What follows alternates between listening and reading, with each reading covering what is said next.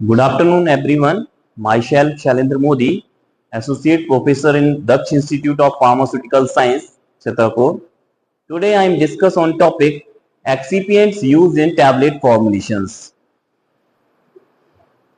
Excipient excipient को हम लोग कई नाम से जानते हैं. एक्सीपिएंट को हम एडिटिव्स भी बोलते हैं. Excipient means inactive ingredients. जैसे कि ड्रग को अपन लोग एपीआई बोलते हैं, ड्रग एक्टिव फार्मास्यूटिकल इंग्रेडिएंट्स. और जो हमारे एक्सीपिएंट होते हैं इनएक्टिव इंग्रेडिएंट्स होते हैं. जनरली जो एक्सीपिएंट्स होते हैं, इंपॉर्टेंट थिंग्स एक्सीपिएंट्स के बारे में हम लोग जानेंगे कि जो एक्सीपिएंट है, excipient they do not produce any pharmacological response but they change their physico-chemical properties of any drug molecules. Means जो एक्सीपिएंट होता है किसी प्रकार का फार्माकोलॉजिकल रिस्पॉन्स प्रोड्यूस नहीं करते हैं. सपोज किसी पेशेंट को फीवर आ रहा है, तो फीवर के लिए हम एक्सीपिएंट हमारा फीवर को रिड्यूस नहीं करेगा. जनरली हम उसके लिए ड्रग का यूज करेंगे, जैसे कि पैरासीटामोल. बट जब हम टैबलेट को फॉर्मुलेट कर रहे हैं तो उस समय हमें किसी प्रकार की फिजिको केमिकल प्रॉपर्टीज को चेंज करना है, तो हम डिफरेंट टाइप के उस टैबलेट को फॉर्मुलेट करने में एक्सीपिएंट का यूज करेंगे. तो मैंने देखो यहाँ पर लिखा भी है कि excipient are crucial to within the body. Generally excipient has no medicinal properties. किसी भी डोजेस फॉर्म को डेवलप करने में एक्सीपिएंट का एक इंपॉर्टेंट रोल रहता है, या किसी भी मैन्युफैक्चरिंग प्रोसेस को फॉर्मुलेट करने के लिए जो भी टैबलेट की कोई भी मैन्युफैक्चरिंग प्रोसेस है उसको फॉर्मुलेशन उसका डेवलप करना है, उसमें एक्सीपिएंट का एक इंपॉर्टेंट रोल होता है. There are so many excipient used in pharmaceutical industries, specially in the case of tablets. हम यहाँ पर टैबलेट के एक्सीपिएंट के बारे में आज यहाँ पर डिस्कस कर रहे हैं. जनरली जो एक्सीपिएंट्स जनरली जो यूज होते हैं किसी भी टैबलेट को फॉर्मुलेट करने के लिए, तो यहाँ पर first one is a diluent, second one binder and adhesive, disintegrating agents, super disintegrating agents जिसको अपन सुपर डिसइंटीग्रेट्स बोल देते हैं, lubricants and glidants, colouring agents, flavouring agents, sweetening agents. इसके अलावा भी और कई सारे एक्सीपिएंट टैबलेट के फॉर्मुलेशंस पर यूज करते हैं. डिपेंड्स करेगा कि हमारा किस तरीके का फॉर्मुलेशंस हमें डेवलप करना है, उसके अकॉर्डिंग हम एक्सीपिएंट को उसमें ऐड ऑन करेंगे. अब फर्स्ट थिंग्स हम देखेंगे कि डाइल्यूएंट्स होते क्या हैं. जनरली सबसे पहले हम डाइल्यूएंट्स के बारे में आप लोगों को बताएंगे कि डाइल्यूएंट्स क्या है. Diluents they act as a filler. मतलब डाइल्यूएंट्स जो होते हैं फिलर की तरह वर्क करते हैं. फिलर मींस किसी जगह को फिल करना. ठीक है, जैसे किसी जगह को फिल करना है, इसी तरीके से डाइल्यूएंट्स वहां पर क्या करेंगे, फिलर का वर्क करेंगे.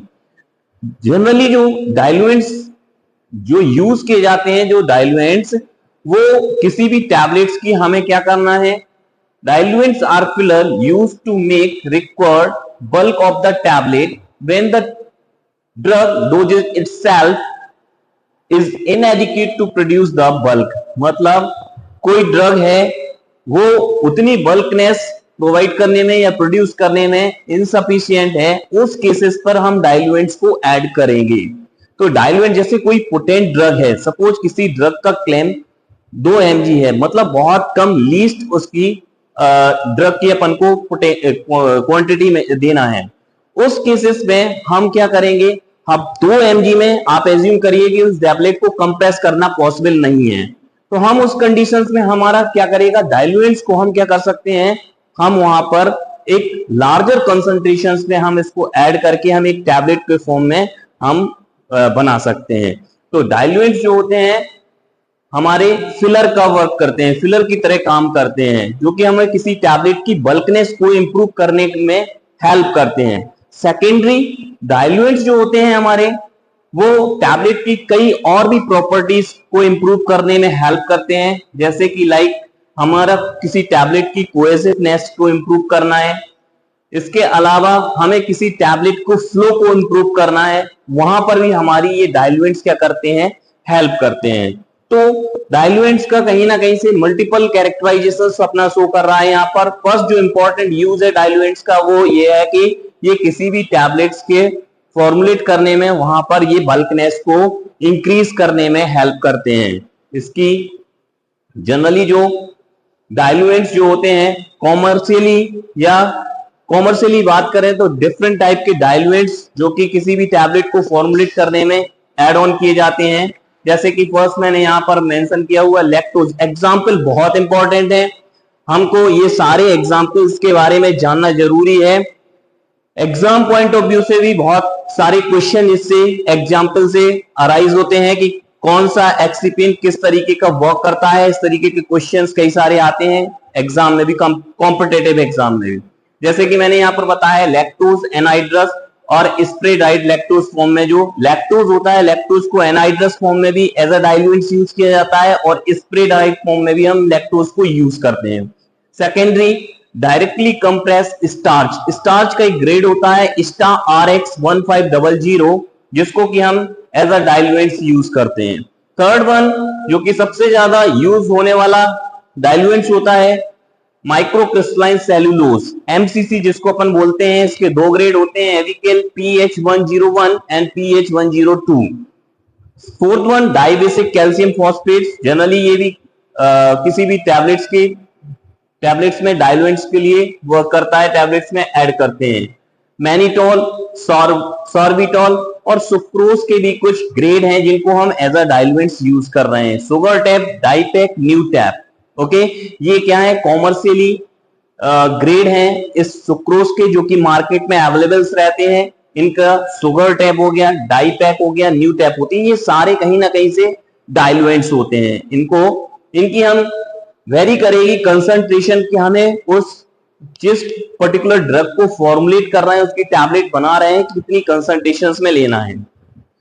होता क्या है जो इसकी डाइल्यूएंट्स की हम लार्जर कंसंट्रेशंस यूज कर सकते हैं, 10 to 75% तक डाइल्यूएंट्स की कंसंट्रेशंस को हम किसी भी टैबलेट की फॉर्मुलेशंस में ले सकते हैं। ठीक है, जैसे कि MCC 10 to 75% की रेंज में हम इसको ले सकते हैं। कितना जरूरत है उस फॉर्मुलेशन को डेवलप करने में, उस हिसाब से हम इसकी कंसंट्रेशन को सिलेक्ट करेंगे। अब कुछ सबसे मेन इंपॉर्टेंट बात आती है कि डाइल्यूएंट्स का सिलेक्शन कैसे करें। डाइल्यूएंट्स के लिए बहुत सारी चीजें पहले अपन को देखना पड़ेंगी, इसके बाद हम उसको सिलेक्ट करेंगे। जैसे कि जो प्रॉपर्टी जरूरी है उसके अंदर होना चाहिए, properties of diluents. First thing, they must B non toxic, ये नॉन टॉक्सिक होना चाहिए, किसी प्रकार की टॉक्सिसिटी कॉज नहीं करना चाहिए कि बॉडी में अपन डाइल्यूएंट्स को ड्रग के साथ में दे रहे हैं तो किसी प्रकार की टॉक्सिसिटी कॉज तो नहीं कर रहा है। Secondary, they must be commercially available in acceptable grade, जो ग्रेड वाइज हम यहां पर बात कर रहे हैं कि डिफरेंट ग्रेड्स के डाइल्यूएंट्स अवेलेबल है, ये कॉमर्शियली एक्सेप्टेबल भी होना चाहिए। ठीक है। Third one, there cost must be low, इनकी कॉस्टिंग कम होना चाहिए क्योंकि डाइल्यूएंट्स हम क्या है मेजर कंसंट्रेशंस में यूज कर सकते हैं, तो ऐसा हो सकता है कि ये कॉस्ट वाइज ये महंगा पड़े तो इससे कहीं ना कहीं से पूरे ड्रग की कॉस्टिंग पे भी इंपैक्ट पड़ेगी, तो there cost must be low. Okay, they must be physiological inert. It should be also inert in nature. ये क्या होना चाहिए, इनर्ट नेचर का होना चाहिए, किसी प्रकार की ये केमिकल रिएक्टिविटी नहीं होना चाहिए इसकी ड्रग के साथ में। अदरवाइज यदि कोई डाइल्यूएंट्स इनर्ट नेचर का नहीं हुआ और वो एक्सिपिएंट जो ड्रग के साथ में रिएक्टिविटी करके कोई थर्ड सब्सटेंस इंटरमीडिएट प्रोडक्ट क्या बना सकता है, इसलिए it should also be a physiological inert. Physically and chemically stable होना चाहिए, क्या होना चाहिए फिजिकली और केमिकल, जितने भी डाइल्यूएंट्स अपन यूज कर रहे हैं इनको फिजिकली और केमिकल क्या होना चाहिए, स्टेबल होना चाहिए, क्योंकि ये ड्रग के साथ में हम कॉम्बिनेशन में दे रहे हैं और यदि ये स्टेबल नहीं हुआ तो हमारी पूरी ड्रग क्या हो सकती है, कंटामिनेट हो सकती है। They must be free from all the microbial contaminations, ये क्या होना चाहिए, माइक्रोबियल कंटामिनेशन से फ्री होना चाहिए, किसी प्रकार की कहना चाहिए अपन को माइक्रोबियल ग्रोथ को कॉज नहीं करना चाहिए, तो it should be free from their all the microbial कंटामिनेशंस।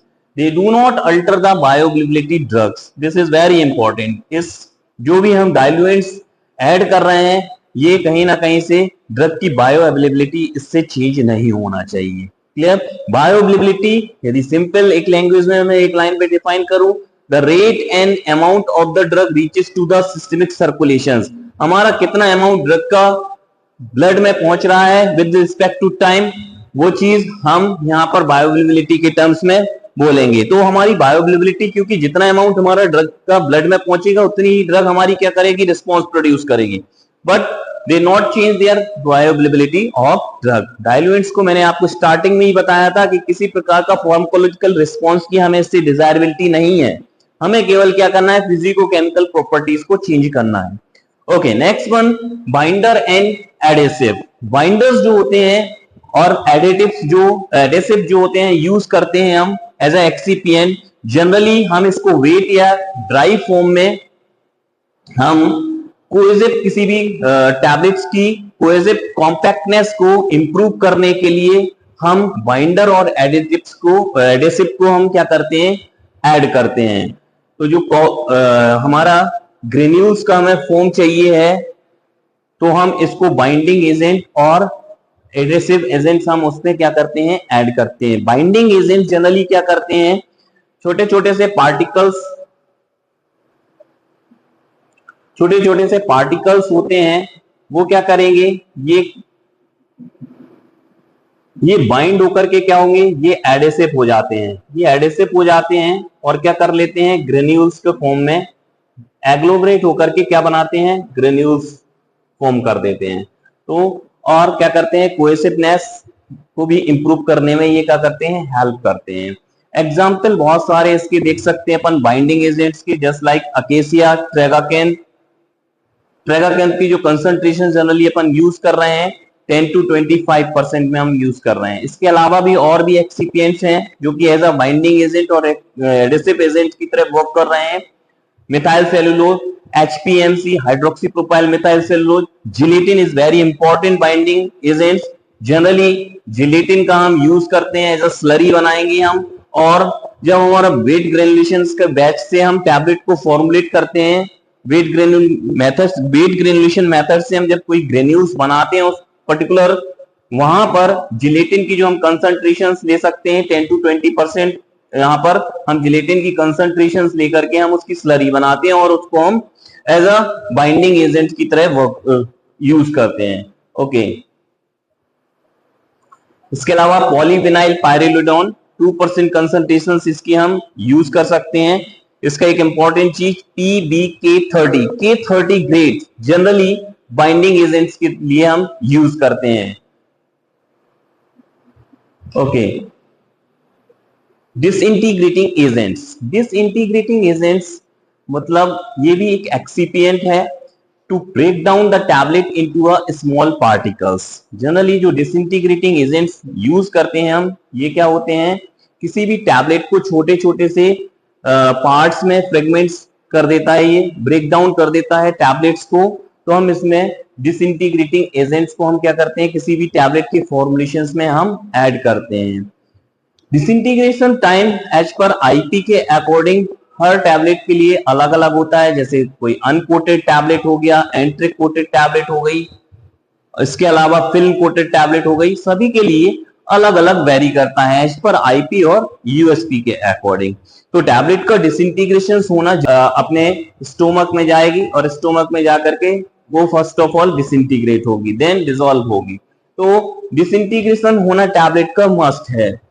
Added to a tablet formulation to facilitate it breaking or disintegrate when in contact in the water in the GIT। जब भी ये GIT में जाकर के वाटर के साथ contact में आएगी तो छोटे छोटे भागों में डिसइंटीग्रेट हो जाएगी। जनरली हम किसी भी टैबलेट को फॉर्मुलेट करने के लिए जो डिसइंटीग्रेटिंग एजेंट्स यूज करते हैं, उसमें जो सबसे पहले हमने स्टार्च को यूज कर सकते हैं। 5 to 20% रेंज तक हम टैबलेट्स को वेट के अकॉर्डिंग हम स्टार्च की कंसंट्रेशंस को ले सकते हैं। यहाँ पर एक चीज और आपको बताना चाहेंगे कि जो यहाँ पर कई सारे इंग्रेडिएंट्स आपको ऐसे मिल रहे हैं कि जो एज अ डाइल्यूएंट्स भी वर्क कर रहे हैं, एज अ हम बाइंडिंग एजेंट्स भी देख रहे हैं, एज अ डिसइंटीग्रेटिंग एजेंट्स भी देख रहे हैं। मतलब कहीं ना कहीं से ये एक्सिपिएंट मल्टीपल कैरेक्टराइजेशन शो कर रहे हैं। प्रीमोजेल और एक्सप्लोटेब 1 to 8% तक की कंसंट्रेशंस में हम इसको यूज करते हैं और as a disintegrating agents use करते हैं। ओके, बेंटोनाइट और कुछ सेलुलोज डेरिवेटिव्स होते हैं जिनको as a disintegrating agents use करते हैं। सेलुलोज डेरिवेटिव्स लाइक जैसे एग्डाइसोल होता है, sodium carboxy methyl cellulose. Okay, super disintegrating agents की बात करें जिसमें सुपर डिसइंटीग्रेट्स होते हैं। जनरली सुपर डिसइंटीग्रेटिंग एजेंट्स जो हम कोई भी माउथ डिसॉल्विंग टैबलेट्स या ओरो डिस्पर्सिबल टैबलेट्स जब बनाते हैं उस पर्टिकुलर कंडीशंस में हम सुपर डिसइंटीग्रेटिंग एजेंट्स का यूज करते हैं। ये 10 टाइम्स मोर फास्टर होते हैं as per compare to natural जो डिसइंटीग्रेटिंग एजेंट्स होते हैं उसके कंपेयर में ये 10 times more faster action produce करते हैं। जनरली क्या है, देखिए यहां पर ये क्या होते हैं, swell up to 10 fold within 30 seconds when contact with the water. ये क्या होते हैं, किसी भी टैबलेट्स के साथ में जब टैबलेट्स में इसको सुपर डिसइंटीग्रेटिंग एजेंट्स को ऐड करते हैं तो ये 30 सेकेंड्स में क्या होते हैं, डिसइंटीग्रेट कर देते हैं टैबलेट्स को। जैसे कि इसके इंपॉर्टेंट एग्जांपल्स की बात करें अपन, क्रॉस कार्मिलोज, क्रॉस लिंक सेल्यूलोज, सबसे इंपॉर्टेंट एक एग्जांपल याद रखेंगे सोडियम स्टार्च ग्लाइकोलेट जिसको बोलते हैं एसएसजी। एसएसजी जनरली एक सुपर क्वालिटी का सुपर डिसइंटीग्रेटिंग एजेंट्स होता है। जनरली कंपनी इसको एक्सेप्ट करती है एसएसजी को। और जो मैंने पहले बताया है आपका croscarmellose is also act as a super disintegrating agent. Generally हम किसी भी टैबलेट्स में जब इस सुपर डिसइंटीग्रेटिंग एजेंट्स को ऐड करते हैं, specially in case of mouth dissolving tablets और orodispersible tablet, within 30 second tablets is completely disintegrated. Okay, तो ये बात करी हमने डिसइंटीग्रेटिंग एजेंट्स की। Next one is a lubricants and glidants. Lubricants और ग्लाइडेंट्स हम कब ऐड करते हैं और क्यों ऐड करते हैं। लुब्रिकेशंस, हमें यहाँ पर लुब्रिकेंट्स और ग्लाइडेंट्स के फंक्शनिंग क्या है ये हम देखेंगे। तो लुब्रिकेंट्स जो होते हैं generally they prevent the addition of tablet surface into a die and punch. जो टैबलेट की सरफेस होती है उसको ये डाई और पंच में क्या होता है, स्टिक होने से रोकता है। जो लुब्रिकेंट्स का हमारा मेन रोल होता है कि जो टैबलेट की सरफेस होती है, क्या होता है कभी कभार कोई टैबलेट का मटेरियल क्या होता है स्टिकी नेचर का होता है, तो ये क्या होता है पंच में जो होते हैं, पंच में जाकर के क्या हो जाता है स्टिक हो जाता है। और स्टिक होने के बाद वो जब हमारी टैबलेट्स बाहर निकलती है उस कंप्रेशन मशीन से इजेक्ट होती है, उस ड्यूरेशन में ये टैबलेट पर क्या हो जाता है स्पॉट हो जाता है, स्पॉट आने लगते हैं टैबलेट में। तो इन सब चीजों को भी रिड्यूस करने में हमारा हेल्प करता है। सेकेंडरी ये क्या करता है, फ्रिक्शन को रिड्यूस करने में हेल्प करता है हमारा लुब्रिकेंट। जो हमारा डाई और पंच के बीच में फ्रिक्शन होता है उसको रिड्यूस करने में भी हमारे ये क्या करते हैं, हेल्प करते हैं। And also the rate of flow जो होता है टैबलेट का ग्रेन्युलेशंस को इंप्रूव करने में भी लुब्रिकेंट्स हमारे हेल्प करते हैं। तो हमने क्या पढ़ा, lubricants are intended to prevent the addition of tablet surface into a tablet materials into the die or punch. Okay, and they reduce their interparticle fractions and may improve the rate of flow of the tablet granulations. जो ग्लाइडेंट्स होते हैं generally, ग्लाइडेंट्स का main function होता है कि किसी भी granules के फ्लो को इंप्रूव करना। ओके, तो जनरली हम जो ग्लाइडेंट्स होते हैं हम किसी भी फ्लो ग्रेन्यूल्स के फ्लो को इंप्रूव करने के लिए हम ग्लाइडेंट्स यूज करते हैं। They also reducing the friction between